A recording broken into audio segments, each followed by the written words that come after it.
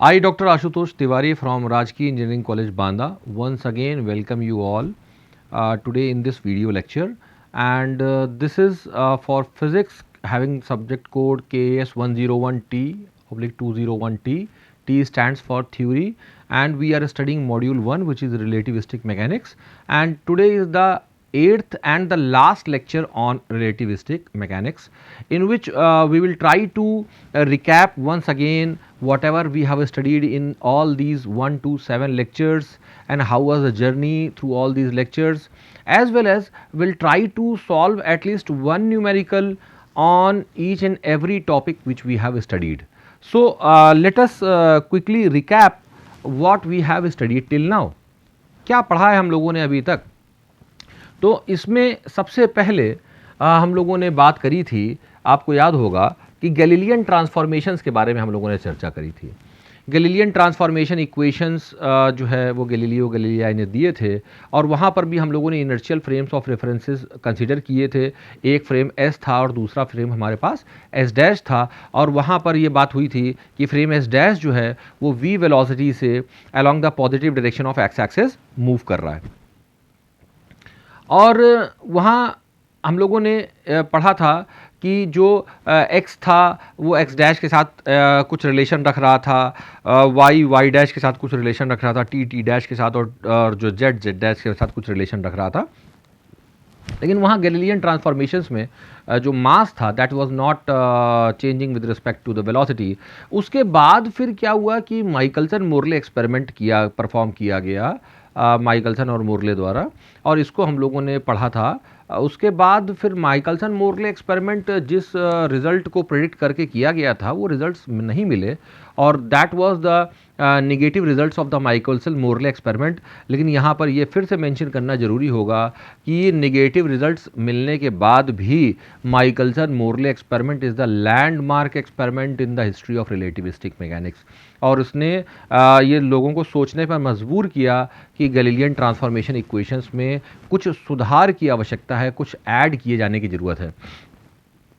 Michelson Morley experiment होने के बाद आइंस्टीन ने अपने पॉस्टुलेट्स दिए स्पेशल थ्योरी ऑफ रिलेटिविटी के बेसिस पे, and there were the two postulates. उन दोनों पॉस्टुलेट्स के बेसिस पे लॉरेंट्स ने अपने ट्रांसफॉर्मेशन इक्वेशंस दिए, पोजीशन के ट्रांसफॉर्मेशंस दिए, वेलोसिटी के ट्रांसफॉर्मेशंस दिए, एक्सेलरेशन के ट्रांसफॉर्मेशंस दिए, और उन ट्रांसफॉर्मेशंस के बेसिस पे हम लोगों ने लेंथ कॉन्ट्रैक्शन स्टडी किया। फिर उसके बाद हम लोगों ने टाइम डायलेशन को स्टडी किया, और ये भी देखा था कि टाइम डायलेशन एक रियल इफेक्ट है, जो म्यू मेजॉन्स के बारे में कैलकुलेशन करके आपको दिखाया था कि जो कॉस्मिक शावर्स आ रहे हैं वहाँ से 9.8 किलोमीटर्स की अप्रॉक्सीमेट डिस्टेंस ट्रैवल करके जो अर्थ पे अप्रोच करते हैं, तो वो किस तरीके से कैलकुलेट किया जा सकता है अगर हम डायलेटेड टाइम को स्टडी करते हैं तो। और फिर उसके बाद हम लोगों ने एडिशन ऑफ वेलोसिटीज़ स्टडी किया, और एडिशन ऑफ वेलोसिटीज़ के बहुत सारे केसेस देखे थे जिसमें हम लोगों ने ये कंफर्म किया कि जो आइंस्टीन ने स्पेशल पॉस्टुलेट्स ऑफ रिलेटिविटी दिए थे ये एग्जैक्टली कंसिस्टेंट थे एडिशन ऑफ वेलोसिटी की थ्योरम से, कि पार्टिकल की वेलोसिटी हमने देखा था कि किसी भी केस में स्पीड ऑफ लाइट से ज़्यादा नहीं हो पा रही थी, और ऑल्दो दो पार्टिकल्स अगर स्पीड ऑफ लाइट सी से भी एक दूसरे को अप्रोच करते हैं तब भी एक रिलेटिव दूसरे की स्पीड हमको सी ही मिल रही थी इस in relativistic addition of velocities theorem से। इस वेलोसिटी एडिशन थ्योरम के बाद इसके बेसिस पे हम लोगों ने variation of mass with velocity calculate किया, और वहाँ पर हम लोगों ने फार्मूला डिराइव किया था m is equal to m nought upon under root of 1 minus v square upon c square, right. उस वेरिएशन ऑफ मास का जो फार्मूला हमने देखा था m is equal to m nought upon under root of 1 minus v square upon c square, उसको further extend जब किया गया तो आइंस्टीन का famous mass energy equivalence relation E is equal to mc square हमें मिला, और हम कंक्लूड कर पाए कि काइनेटिक एनर्जी और मोमेंटम में क्या संबंध हो सकता है, और पार्टिकल की टोटल एनर्जी किस तरीके से रेस्ट मास एनर्जी से रिलेटेड है, और किन कंडीशंस में हमें वो क्लासिकल फार्मूले यूज़ करने चाहिए और किन कंडीशन में ये नए रिलेटिविस्टिक फार्मूले हमें यूज़ करने चाहिए। यहाँ पर ये बात बहुत इंपॉर्टेंट है मेंशन करने के लिए कि जितने भी नए हमने रिलेटिविस्टिक फार्मूले आपसे डिस्कस किए, सीखे, और हम लोग यूज़ भी करेंगे न्यूमेरिकल्स में, ये कहीं से भी किसी भी मामले में उन पीछे जो हम लोगों ने अपने क्लासिकल मैकेनिक्स में या न्यूटोनियन मैकेनिक्स में जो फार्मूले पढ़े थे, जो अपनी 11वीं 12वीं में फार्मूले पढ़े थे, वो उनको रिप्लेस नहीं कर रहे हैं। Very low velocities of the particle के केस में हमें उन रिलेशंस को यूज करना चाहिए, and when the particle is moving with a velocity which is very very high and comparable to the speed of light, तब ये नए रिलेटिविस्टिक फार्मूले हमारे काम आएंगे। एक बार इन फार्मूले को हम लोग क्विक रिकैप कर लेते हैं। जैसे हमने टॉपिक्स को देखा अभी, तो क्या क्या फार्मूले हमने डिस्कस किए थे आपसे। एक तो ये लॉरेंस ट्रांसफॉर्मेशन इक्वेशंस के लिए हम लोगों ने देखा था कि x dash is equal to x minus v t था, वाई डैश वाई के बराबर था, जेड डैश जेड के बराबर था और टी डैश टी के बराबर था। यहाँ फिर से आपको एक बार याद दिला रहे हैं कि दो फ्रेम थे हमारे पास, एक फ्रेम एस था जिसका ओरिजिन कुछ ओ था, और दूसरा फ्रेम एस डैश था जिसका ओरिजिन ओ डैश था। और फ्रेम एस डैश जो है वो फ्रेम एस के relatively with the velocity v along the positive direction of x axis move कर रहा था, और यहाँ पर कोई पॉइंट p था जिसका x coordinate from the frame s वो x था और from the frame S dash वो x डैश था, और यहाँ पर इसी x डैश और v के बीच में ये रिलेशन है। और ये एक बात ये भी यहाँ पे इंपॉर्टेंट है मेंशन करने के लिए कि y डैश y के बराबर और z डैश z के बराबर है। इसका क्या मतलब है कि जो पोजीशन कोऑर्डिनेट्स में जो चेंज आ रहा है, जो परिवर्तन हो रहा है, वो केवल उसी डायरेक्शन में हो रहा है जिस डायरेक्शन में मोशन हो रहा है फ्रेम का। जिस डायरेक्शन में मोशन नहीं हो रहा है वहाँ पर ये चेंज हम लोग नहीं ऑब्जर्व कर रहे हैं। और साथ ही साथ यहाँ पर ये सबसे इंपॉर्टेंट मेंशन करना है कि गैलीलियन ट्रांसफॉर्मेशन इक्वेशंस में टी डैश और टी बराबर थे। जो टाइम महसूस हो रहा है किसी ऑब्जर्वर को जो फ्रेम एस में है, वही सेम टाइम दूसरा ऑब्जर्वर देख रहा है जो फ्रेम एस डैश में है। तो this we are having with the help of Galilean transformation equations. अब इन्हीं गैलीलियन ट्रांसफॉर्मेशन इक्वेशंस की मदद से फिर हम लोगों ने फर्दर इसको डिफरेंशिएट करके वेलोसिटी ट्रांसफॉर्मेशंस कैलकुलेट किए थे। तो वेलोसिटी ट्रांसफॉर्मेशन में आपको याद होगा हम लोगों ने कैलकुलेट किया था v x dash is equal to v x minus v y dash is equal to v y and v z dash is equal to v z. यहाँ फिर से ये बात नोटिसेबल है, ये बात आप फिर से एक बार नोट कर लीजिए। मैंने शुरू में भी आपको बोला था कि अपना नोट पैड और पेन जरूर निकाल करके बैठिए ताकि इंपॉर्टेंट जितने भी पॉइंट्स उनको आप नोट करते चलिए। तो यहाँ पर ये बात फिर से नोट करने वाली है कि जो वाई कंपोनेंट ऑफ वेलोसिटी है और जो जेड कंपोनेंट ऑफ वेलोसिटी है उसमें कोई चेंज नहीं है, उसमें कोई चेंज नहीं है। तो वेलोसिटी के केवल उसी कंपोनेंट में हमें चेंज ऑब्जर्व होगा जिस डायरेक्शन में मोशन हो रहा होगा, रिलेटिव मोशन हो रहा होगा। तो यहाँ पर हमें ध्यान रखना होगा कि जो मोशन है अभी हमारे पर्टिकुलर इस डेरिवेशन के केस में वो मोशन हो रहा है along the positive direction of x axis, इसीलिए यहाँ पे एक्स डायरेक्शन ऑफ वेलोसिटी में ही चेंज है, वाई में और जेड में चेंज नहीं है। उसके बाद ये जो वेलोसिटी के ट्रांसफॉर्मेशंस थे इनको हम लोगों ने फर्दर डिफरेंशिएट किया तो हमें एक्सेलरेशन के ट्रांसफॉर्मेशंस मिल गए थे कि ए एक्स डैश जो है वो ए एक्स के बराबर है, ए डैश वाई ए वाई के बराबर है और ए जेड डैश ए जेड के बराबर है। यहाँ पर इसका मतलब ये हुआ कि although there is relative motion between the frame S and S dash, लेकिन जो पार्टिकल का एक्सेलरेशन है वो चाहे फ्रेम एस से ऑब्जर्व किया जाए या फ्रेम एस डैश से ऑब्जर्व किया जाए उसमें कोई भी अंतर नहीं आ रहा है तीनों कंपोनेंट्स में, चाहे वो एक्स कंपोनेंट हो, वाई कंपोनेंट हो और जेड कंपोनेंट हो। यानी कि रिलेटिविस्टिक इस गैलीलियन थ्योरी के हिसाब से पोजीशन ट्रांसफॉर्मेशंस में चेंज आ जाता है, वेलोसिटी में चेंज आ जाता है, लेकिन एक्सेलरेशन में कोई चेंज नहीं रहता। और ये भी बहुत इंपॉर्टेंट बात है कि टाइम जो है वो भी दोनों में सेम रहता है फ्रेम में। लेकिन अभी आपको जब हमने बताया था कि माइकलसन मोरले एक्सपेरिमेंट हुआ और माइकलसन मोरले एक्सपेरिमेंट के बाद आइंस्टीन ने अपने पोस्टुलेट्स दिए जिनके बेसिस पे लॉरेंस ट्रांसफॉर्मेशन इक्वेशंस जब कैलकुलेट की गई थी, तो वो जो नई लॉरेंस ट्रांसफॉर्मेशन इक्वेशंस थी वो क्या थी, वो इक्वेशंस यहाँ लिखी हुई हैं लॉरेंस ट्रांसफॉर्मेशन इक्वेशंस कि x dash is equal to x minus v t upon under root of 1 minus v square upon c square. तो एक टर्म ये डिनोमिनेटर में और ऐड हुआ है यहाँ पर under root of 1 minus v square upon c square, और ये टर्म जो है आप देखिए यहाँ पे गैलीलियन ट्रांसफॉर्मेशंस में नहीं था। और ये भी हम लोगों ने अभी डिस्कस किया था अपने प्रीवियस लेक्चर्स में कि if the velocity of particle is very less as compare to C, है ना, इस बात को हम बार बार ध्यान करा रहे हैं आपको, बहुत इंपॉर्टेंट बात है, ध्यान रखिएगा कि अगर पार्टिकल की वेलोसिटी स्पीड ऑफ लाइट से बहुत कम है तो वहाँ पर ये जो डिनोमिनेटर में टर्म लिखा है ये ऑलमोस्ट 1 को अप्रोच करता है, 1 को अप्रोच करता है। इसका मतलब है कि ये जो ट्रांसफॉर्मेशन लॉरेंस का ट्रांसफॉर्मेशन है ये सीधे किसको अप्रोच करता है, ये अप्रोच करता है गैलीलियन ट्रांसफॉर्मेशंस को। तो हम ये भी कह सकते हैं कि लॉरेंस ट्रांसफॉर्मेशन जो इक्वेशंस हैं they are nothing but they are the special case of Galilean transformation equations are the special case of Lorentz transformation equations. तो लो वेलोसिटी कंडीशंस के केस में वही गैलीलियन ट्रांसफॉर्मेशंस हैं, और अगर velocity of the particle is comparable to the speed of light तो वही जो है अब लॉरेंस ट्रांसफॉर्मेशन के रूप में हमें देखने को मिलते हैं। यहाँ पर फिर ध्यान देना होगा कि y डैश y के बराबर ही है और z डैश z के बराबर है। इसका मतलब है कि यहाँ पर भी वही कंसिस्टेंसी मेंटेन हुई है जो गैलीलियन ट्रांसफॉर्मेशन है, कि y component of the position में और z component of the position coordinate में कोई अंतर नहीं आ रहा है। लेकिन ये नोटिसेबल बात है कि यहाँ पर t डैश और t में अंतर आ गया है। यहाँ पर t डैश और t सेम थे, यहाँ पर t डैश और t आप देखिए डिफरेंट हो गए हैं। तो t डैश का t से क्या संबंध आ गया है?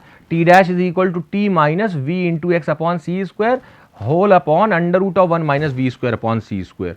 तो जब हम यहाँ पर ऑब्जर्व कर रहे हैं इस पर्टिकुलर केस में, तो हमको ये दिखाई पड़ रहा है कि t डैश और t जो है वो डिफरेंट है, दे आर नॉट सेम।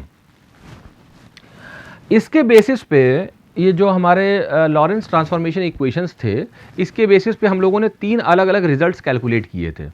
एक रिजल्ट हमने कैलकुलेट किया था लेंथ कॉन्ट्रैक्शन का, जो L is equal to L nought under root of 1 minus v square upon c square था।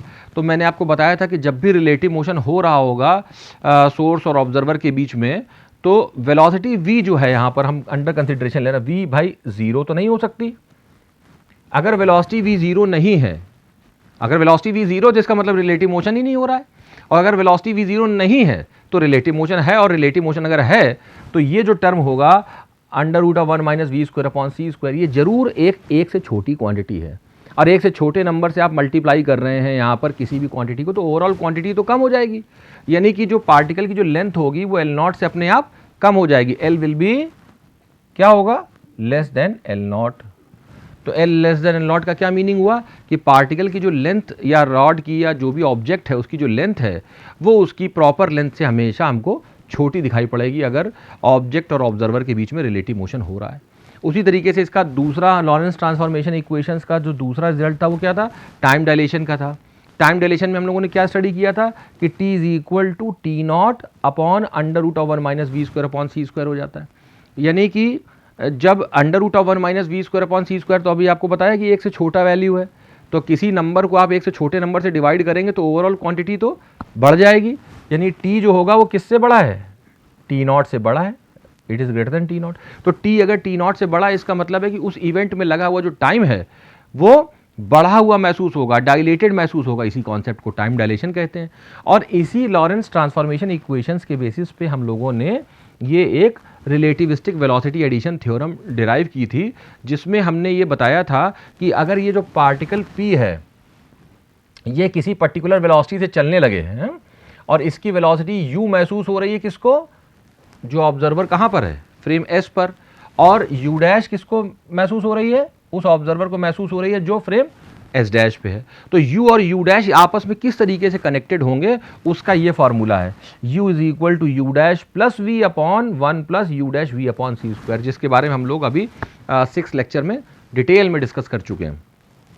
जब ये हमने रिलेटिविस्टिक वेलोसिटी एडिशन का फॉर्मूला देखा था, इसको डिराइव किया था, उसके बेसिस पर ही तो ये देखिए आप, मैं यहाँ पे आपको एक बार फिर से क्रोनोलॉजी समझा रहा हूँ कि पहले मैंने यह एरो यहाँ लगाया हुआ है, फिर ये एरो यहाँ लगाया, फिर यहाँ लगाया, यानी ये सब चीज़ें चलती आ रही। फिर लॉरेंस ट्रांसफॉर्मेशन आए और लॉरेंस ट्रांसफॉर्मेशन की मदद से हमने एक तो एरो ये लगाया, मतलब पहले ये चीज़ डिराइव करी लेंथ कॉन्ट्रैक्शन, दूसरा फिर हम लोगों ने टाइम डायलेशन स्टडी किया, तीसरा यहाँ पर एरो लगाया देखिए, यानी ये रिलेटिविस्टिक वेलोसिटी एडिशन है, यानी कि लॉरेंस ट्रांसफॉर्मेशन इक्वेशन से 3 चीज़ें कैलकुलेट करी गई पहले। अब जब ये रिलेटिविस्टिक वेलोसिटी एडिशन कैलकुलेट हुआ था, उसके बाद ये देखिए एरो ऊपर की तरफ जा रहा है। क्यों ऊपर की तरफ जा रहा है? ये बता रहा है कि रिलेटिविस्टिक वेलोसिटी एडिशन का ही इस्तेमाल करके, उसको यूज़ करके हम लोगों ने यहाँ पर ये फॉर्मूला डिराइव किया था, m is equal to m naught upon under root of 1 minus v square upon c square. यही फार्मूला तो variation of mass with velocity बताता है। तो यही इसी फार्मूले में तो हमने आपको बताया था कि अगर v की वैल्यू आप बढ़ा रहे हो तो m की वैल्यू बढ़ रही है, मतलब पार्टिकल की वेलोसिटी अगर इंक्रीज करेगी तो उसका मास भी इंक्रीज करेगा। यह है variation of mass with velocity. और इसका ही इस्तेमाल करा गया था जब हम लोगों ने mass energy equivalence relation E is equal to mc² derive किया था। इतना फेमस रिलेशन जो हम अभी तक पढ़ते चले आ रहे थे अपनी जूनियर क्लासेस में भी, और जिसके बेसिस पे हम लोगों ने न्यूक्लियर फिजिक्स में भी और न्यूक्लियर केमिस्ट्री में, रेडियो एक्टिविटी में बहुत सारे कैलकुलेशंस जो किए थे, वो सारे कैलकुलेशंस जो है वो यहाँ से कैलकुलेट होकर के आ रहे हैं। E is equal to mc² बन जाएगा।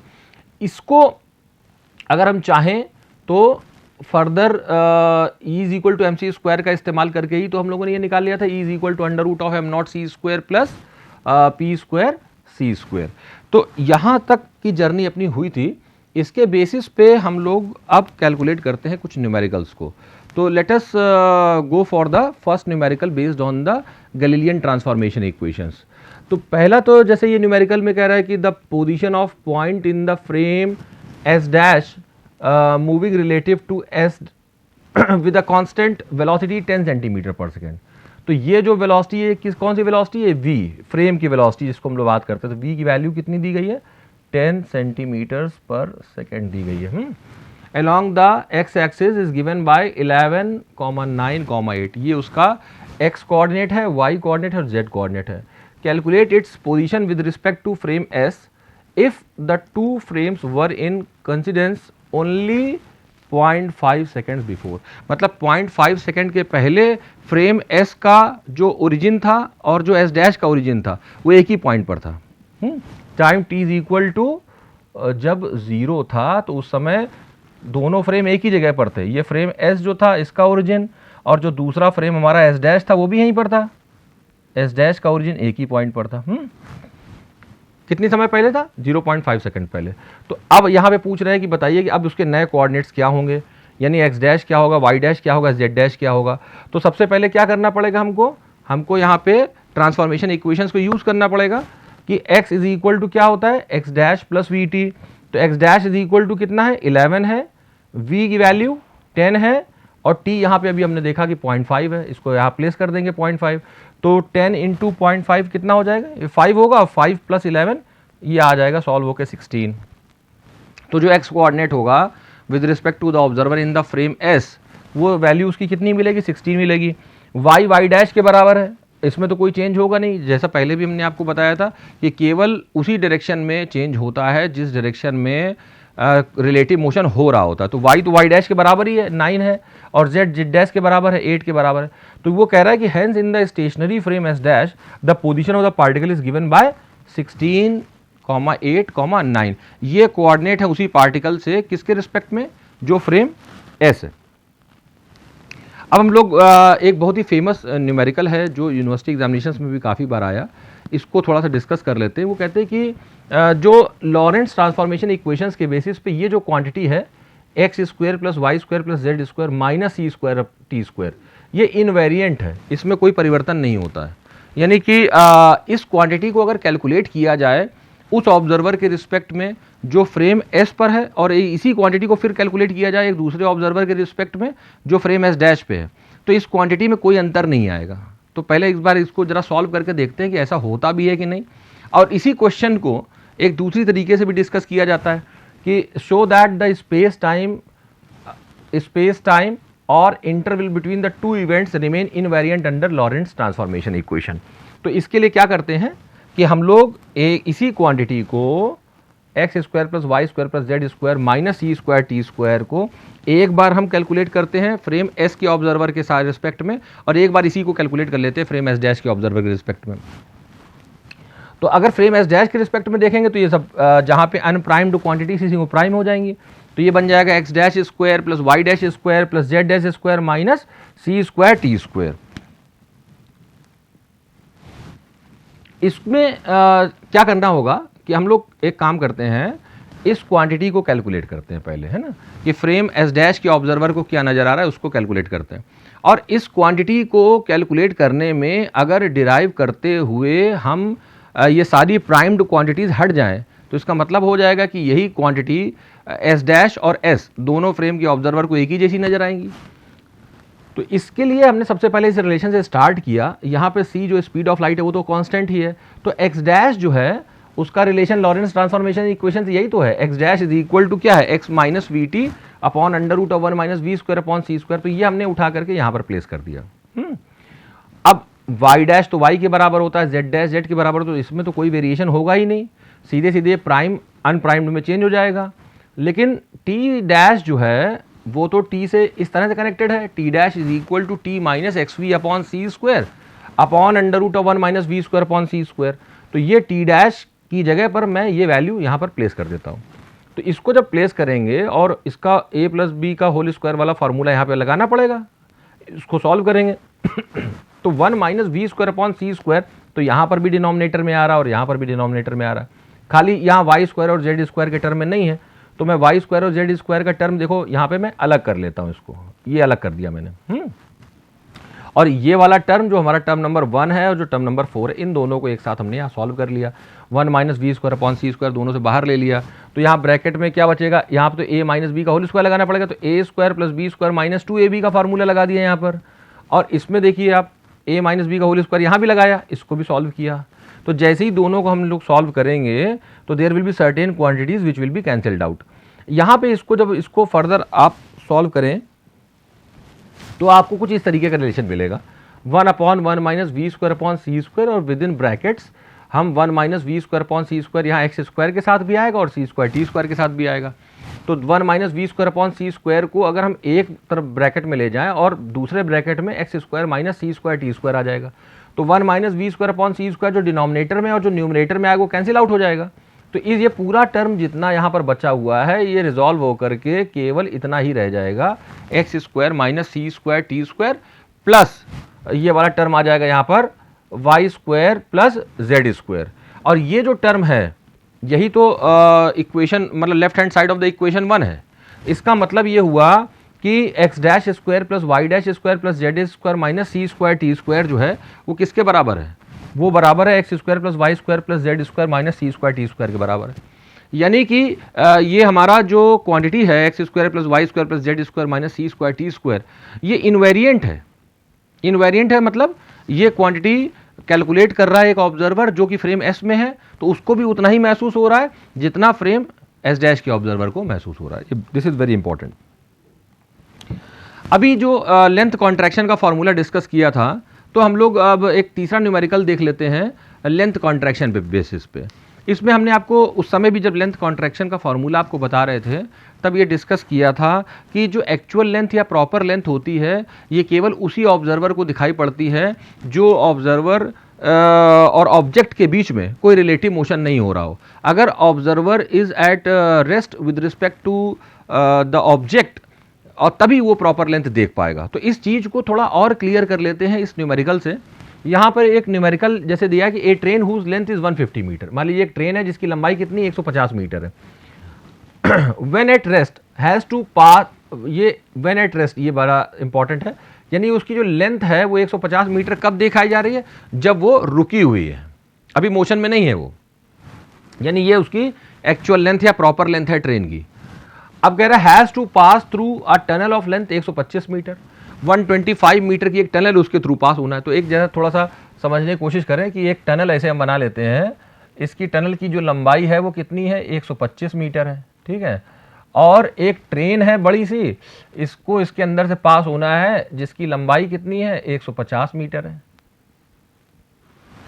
ये इसके अंदर से पास होगी किसी वेलोसिटी से, राइट। अब कह रहा है the train is moving with uniform speed of 2.4 into 10⁸ metres per second.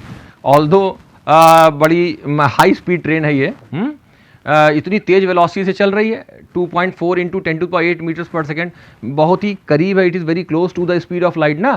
तो 2.4 इंटू 10⁸ मीटर्स पर सेकेंड जो है टनल की तरफ जा रही है इतनी वेलोसिटी से। Find the length of the train and that of the tunnel as observed by the observer. अब यहाँ पे देखो, यहाँ पे दो बातें कर दी गई हैं, ऑब्जर्व्ड बाय द ऑब्जर्वर, पहला पार्ट है एट द टनल और दूसरा पार्ट है एट द ट्रेन।